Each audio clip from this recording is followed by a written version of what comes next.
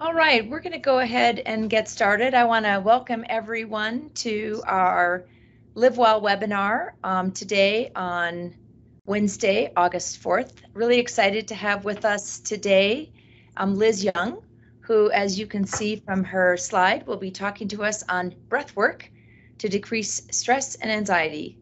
Certainly well needed in these very challenging times that we are continuing to face in light of the COVID-19 pandemic. I do want to just take a moment and introduce Liz to all of you.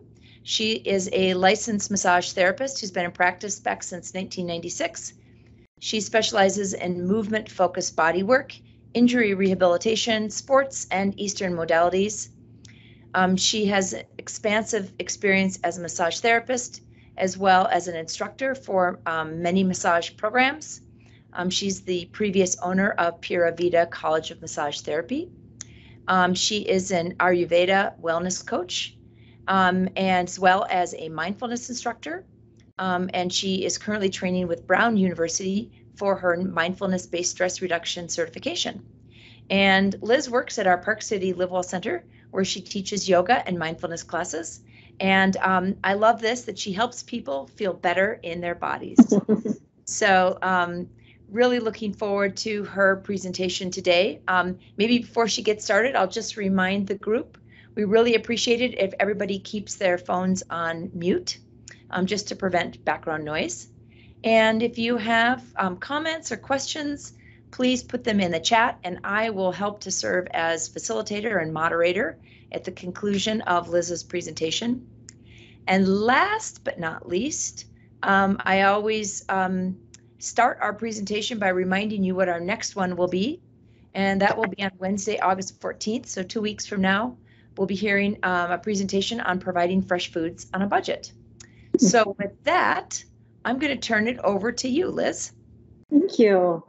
Well, I'm really happy to be here tonight, too. You know, a saying that I'd like to start off with when we just think about our breath, life begins with our first breath and it ends with our last breath. And why I like to share that is just to remind us that this is our most intimate friend.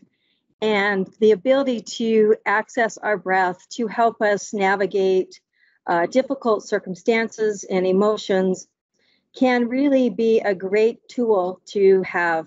And so tonight, I want to just teach you some very simple breathing techniques that I hope that you'll practice and be able to use in the future when you find yourself in a situation where you just need to take a time out.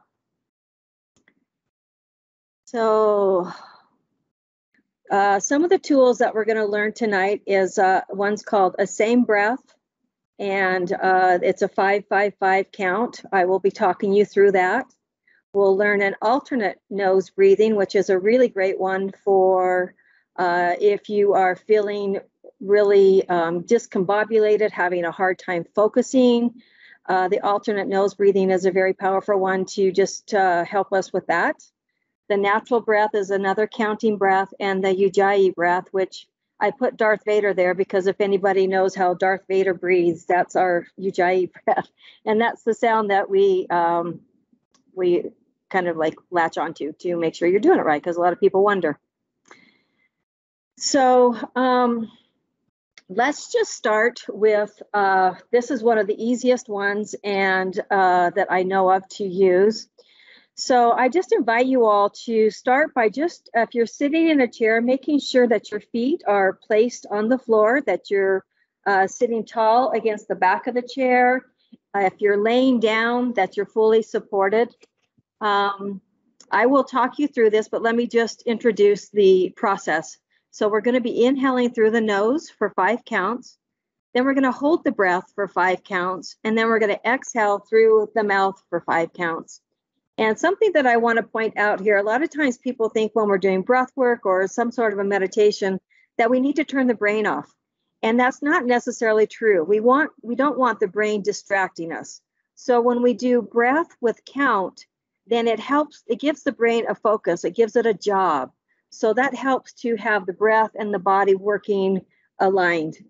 So go ahead and start with either closing your eyes or gazing down softly. And we're going to start with inhaling through the nose for 5, 4, 3, 2, 1. Hold. 2, 3, 4, 5. Exhale through the mouth for 5, 4, 3, 2, 1. Inhale through the nose. 4, 3, 2, 1. Hold.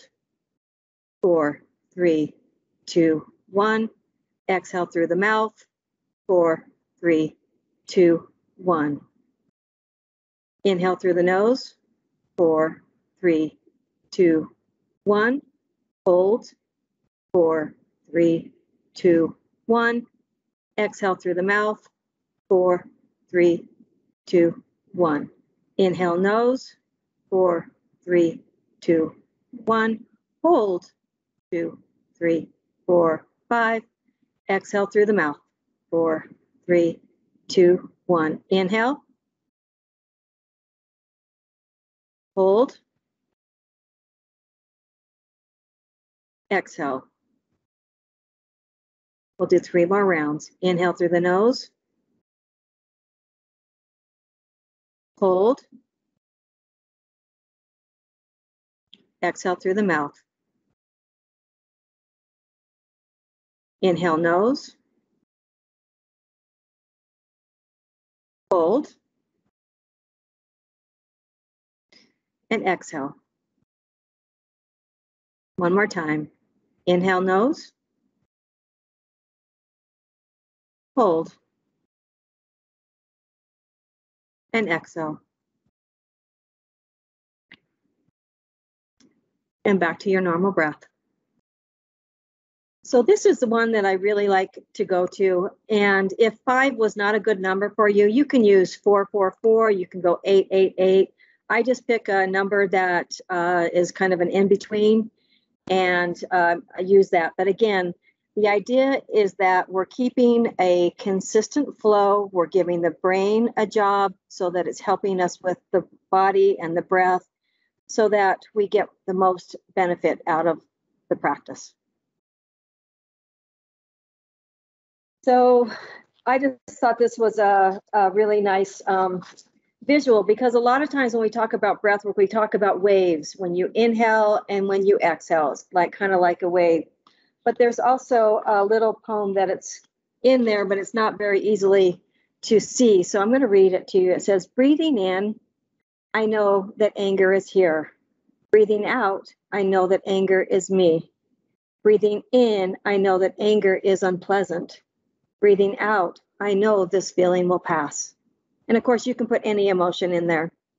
But the idea is that whatever it is, the sensation or the emotion that's gripping you, is take that into this breath work and let it move through you. So you're not giving it a judgment.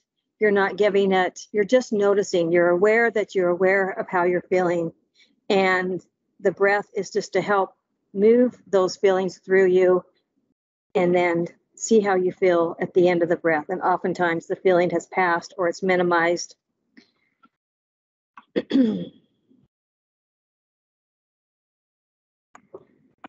So the next one that we're going to learn is called an alternate nose breathing.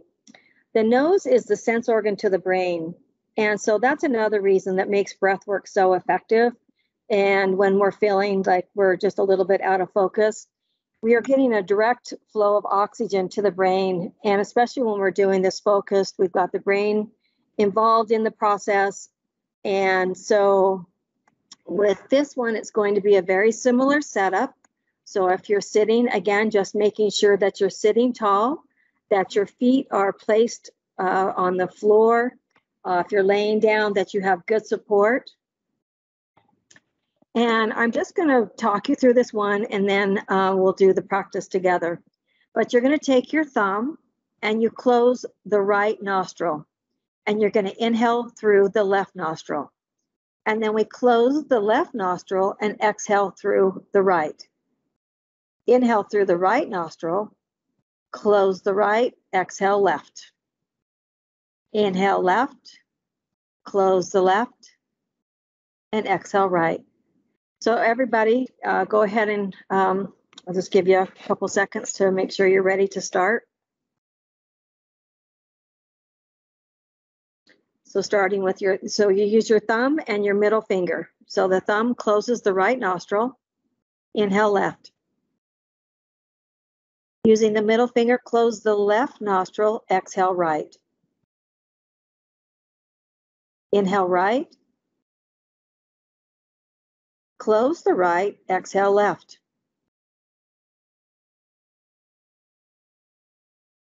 Inhale left. Close the left, exhale right.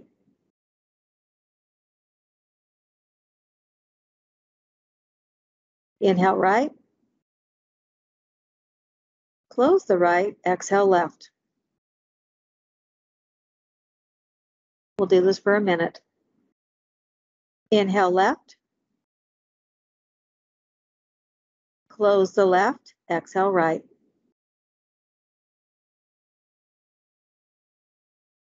Inhale right. Close the right, exhale left.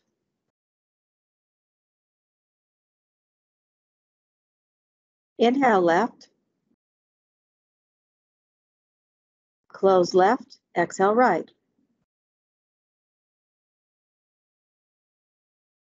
Inhale right.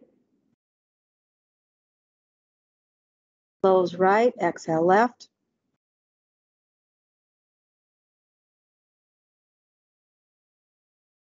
Inhale left. Close the left, exhale right. Inhale right. Close the right, exhale left. Inhale left. Close the left, exhale right.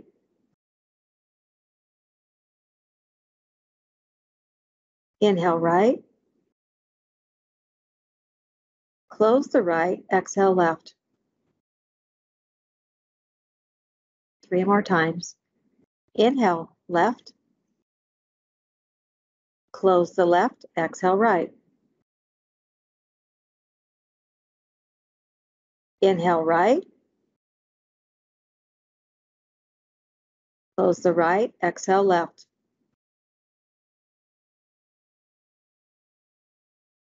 Inhale left. Close left, exhale right. And resume your normal breathing. Hey, Liz, there's a in the chat from one of our attendees asking, what is the advantage of this breathing technique? The alternate nose breathing, I find that the greatest benefit is just to help with if you've got a chattering mind, if you just can't seem to shut it down, if you're having a hard time sleeping, this is a great one at night. If you have some insomnia, basically what you're doing is you're getting a fresh flow of oxygen to the brain, and you're doing this focused breath work. So the brain has now switched from whatever was busy going on in the brain to this breath work. And I find that 2 to 3 minutes is kind of the length that I like to do as a minimum. But basically, it's just to help relax. It helps the parasympathetic tell the body it's time to calm down. It just signals to the body that it's time to relax and calm down and help with clarity, focus, and restlessness. So it is a great one to do at night. Any of these would be really great to do at night if you're tossing and turning, can't turn your head off, your brain off. Thank you.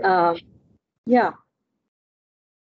So when we talk about breathing, I like to use this prop because a lot of us are shallow breathers, and that's another really advantage to doing focused breath work is that you're aware of how you're breathing.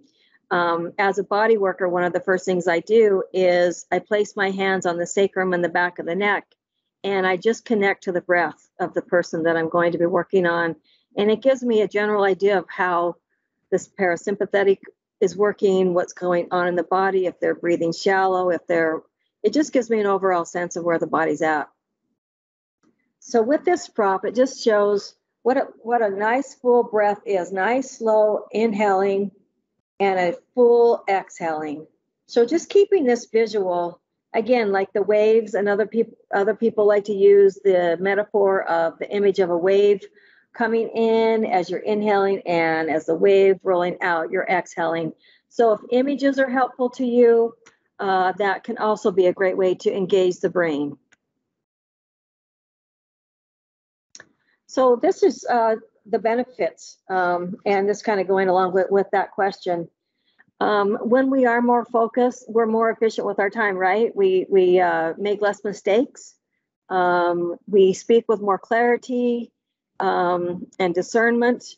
It helps us feel more calm and peaceful. It signals to the parasympathetic that it's time to calm down. It's time to help with any anxiety or difficult emotions that we might be tossing and turning around in our minds, and more skillful with our actions. We learn to have a pause in between in our conversations when we're feeling maybe a little heated up. If we learn to just stop and take a couple breaths instead of reacting to a conversation that might be going on, it gives us an opportunity to sit back and respond rather than react, which helps us be better prepared for what's coming our way, and just navigating through life with and stress with less negative emotions.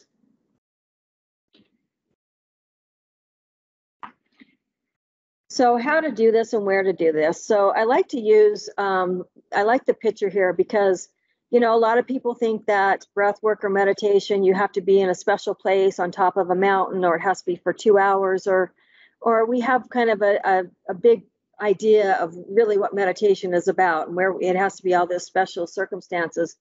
But in reality, our life isn't that way. And we need to take moments and step away. And this is a way to really ground ourselves, to center if we're just feeling like we're not really sure what to do in a situation. So in the best case scenario, it is nice to have a little space that you can set up. And I'm going to see my massage. If you can just kind of see, oops, I didn't mean to do that. What have I done? I've got my yoga, I'm in my yoga room. And so there's a yoga mat, there's a bolster and a blanket, an eye pillow. So that's just kind of a nice setup. If you're going to create a space in your home or somewhere, it's nice to have the mat, to have a space, something between you and the ground. And for laying down, it feels very supported to lay on your back. The different ways that you can lay on your back, you can have a bolster underneath your knees. Oftentimes that will help take pressure off your low back. I like to do that. I also like to lay down and have a chair and prop my feet up on the chair. So practice with different ways, because there's not really a right or wrong way. The right thing is that you're doing it and that you're giving yourself this space and time and this practice. And to cultivate a practice, you want to do it on a regular basis. So make a space that is pleasant for you to go to, and a place that you can go on a regular basis. And if you have a special place in your home that you can set up, and you can do a 10-minute breath practice in the morning before you leave for work, or maybe when you come home from work, a place to decompress. If you're at work, you can do it at your desk. If you're standing in the grocery line, do it in the grocery line. It really can be that simple. It's just a matter of focusing in on the breath.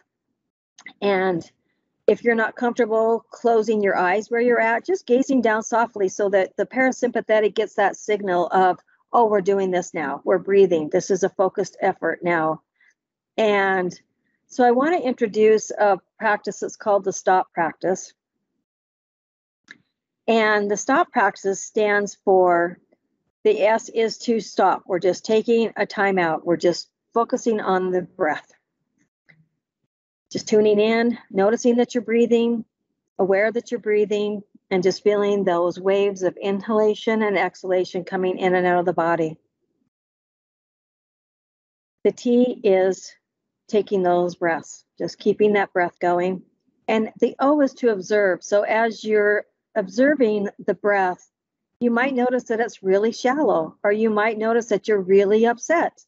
You might notice different sensations and emotions. Whatever it is, don't judge it, just observe it and allow it. There's nothing other than that to do. We're just focused on the breath. We're not trying to manipulate it or change it. It is what it is, and we need to meet ourselves where we're at. So just finding that breath. And you'll find after like the third or fourth round that your breath is starting to get just a little bit deeper. Your body might start to soften. The emotion might not be as strong. And that's all that we need to do. It's really that simple. So there's a Sanskrit word called sthira sukha, and that means steady with ease. And that's a nice one to keep in mind when you're doing a practice like this. We've got the strength, but yet we're also have a sense of softness. The body is softening, but we're strong with our breath. And comfort is important so that we're not distracted by discomfort. So how to sit, I've got some ideas here with sitting. We were just talking about that as we did our practices, sitting spine tall. It's nice as a visual, just as if someone has like a string from the crown of your head, just lifting you up, just a slight lifting. So you have this nice alignment and making sure that your feet are rooted on the ground. If you have an eye pillow, that's a nice indicator to the parasympathetic nervous system that there's nothing outside that we need to worry about right now. Let's just relax and breathe. So laying down, sitting, I don't recommend standing, but like I said, I gave the example of standing in the grocery line. I don't know about you, but I felt a little heated in the grocery line before. And so just use that opportunity to practice. There's many opportunities in life to practice, right? So when we have that moment, see what you got and go with that. And this is just an example of just the inhalations and the exhalations, and things to be noting the depth and quality of your breath and aware that you're breathing. John Kabat-Zinn has a saying that it says, if our bodies didn't breathe for us, we would die, because we get so distracted with other things going on that we would forget to breathe. So we need to honor and take time to have a great relationship with our breath. Counting to keep the brain busy, so the brain becomes part of the practice and not a distraction to the practice. And also just no judgment. Don't judge yourself. Don't judge the situation. Just allow the breath to just move through you, and do it for your 2 or 3 minutes. And then once you're at the end of that practice, then see where you're at. And the key is to practice and have consistency so that you have that automatic, like, oh, you know what? I'm not going to react to that right now. I'm going to take a minute and think about it. Go do your breath work and then come back, and you'll find out that oftentimes you respond with a better return. You may also hear breath work as pranayama. If you go to a yoga class, they might say, we're going to do some pranayama. Pranayama is breath work. It's a Sanskrit word that just describes yoga breathing exercises. And here it says, have the ability to quickly increase our energy, release stress, improve our mental clarity, our physical health. And more recently, the term breathwork is being used in the Western world to describe these breathing exercises, or pranayama. So that's another term. Prana means life force energy, or your breath. So that's another term that you may hear it. And I just really like this quote, and I thought it was a good Rumi poem to end with. Be grateful for your life, and your face will come to shine like a sun, and everyone who sees it will be made glad and peaceful. Persist in gratitude with the sun of love, and love will shine through its all healing joy. So I think that when we also do breath work, that we have more gratitude for the fact that we are alive, that we are breathing, and what is going right in our world. So it's really important to just keep that attitude of gratitude and practice some breath work so that you know how to handle situations with a little more skillfully.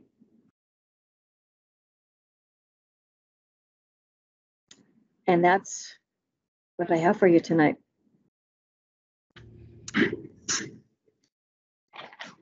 Well, Liz, I just took a deep breath before I started speaking. So thank you so much for that. And thanks from others in the chat. I wanted to ask you if you could talk a little bit about maybe in a little bit more detail some of the evidence around breath work and, for example, pain management, because that's an area where I know it's being applied. So when I teach in the mindfulness classes, a lot of that is for pain management. And what we find is when, again, back to the brain, when we give the brain a job, something to do, something to focus on, it's not focusing on the pain. So if I'm laying down and I've got a terrible headache and I think, okay, I'm going to do the 5-count breath and I'm going to do this for 3 minutes. And I set my timer so I'm not focused on what time it is or how long before my session will end. And then I just count my breath. And as you move into that practice, the brain is no longer focused on that pain. So it gives it something else, another place to go, another focus. And that's what breath work is really helpful with pain management. And you can use the different types of breath work depending on the level of pain that you're working with. But in order to manage pain, consistency is key. So if you're going to use some breath work to help manage the pain, it's very important that you do it every day. And oftentimes when people are learning, I say, try 3 times a day, breakfast, lunch, and dinner. Give yourself some sort of a trigger that, I just had my smoothie. Now I'm going to do my breath work. Oh, I just had lunch. I'm going to do some breath work. So when you start to do that, then it becomes more of an automatic response. So instead of your brain going to the pain, it's like, oh, let's go to breath. So it's another tool.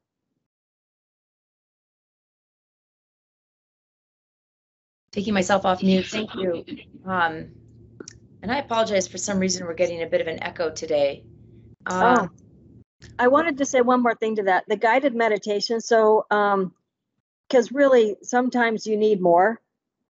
And I'm not sure if anybody's teaching at the Salt Lake Clinic. I was teaching them, but until the mindful living, but that's another very helpful tool is guided meditations with pain. And I have a lot of people that come to class just to help to manage their pain through guided meditation. And those meditations go anywhere between 20 and 30 minutes. But again, it's giving the brain another place to go when the pain is building up, and it just gives a different focus. And by the time you're done with that meditation, you've moved into another space and the pain is not as relevant. And Liz, another question for you. Are there any apps or other references around breath work that you would recommend that people investigate?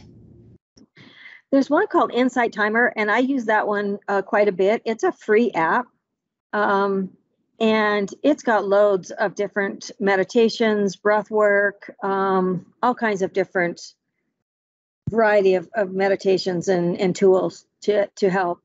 That's a free one. There's one called Headspace. I haven't used that one. I think that one there's a charge for that. YouTube is a great resource. So there is, and you can look around to local studios if you would rather do something in person. And but yeah, there's a lot of resources online. But Insight Timers has been my go-to for a while now. Yeah, I'm kind of a fan of Headspace myself, because I think they did offer up the app for free for healthcare providers during the Oh, wow. pandemic. So I think a number of us became familiar with that app Okay. during the pandemic. I know we're at time here. I want to take the moderator's prerogative and ask you one more question. This book is sitting on my nightstand, but I haven't read it yet. And it's called Breath by James Nestor. And I'm guessing that you have read that book. But it talks about the new science of a lost art, and just wondered about your thoughts, because it's a pretty popular book right now.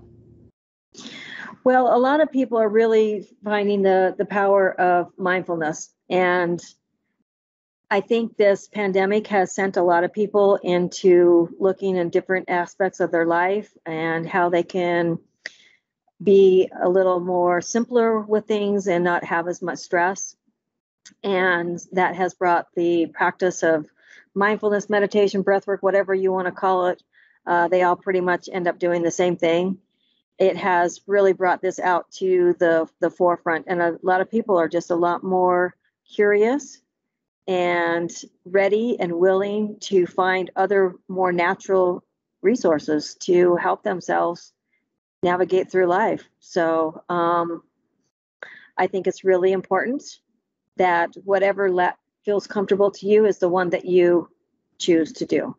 So, because we all, have different personalities, and even in the classes that I teach, there's very different personalities that show up. So, well, great advice, Liz. Thank you so much for the really informative presentation.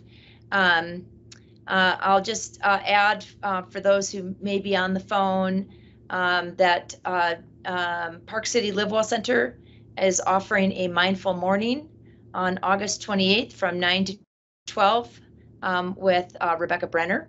And if you're interested in learning more about that, you can go to the livewellcenter.org /Park City. So again, thank you, Liz, for joining us. Yep. A reminder to everyone that our next LiveWell webinar will be in 2 weeks, providing fresh foods on a budget. So healthy mind, healthy body. Thanks, everybody, and have a great evening. Bye-bye. Thank you. Bye-bye.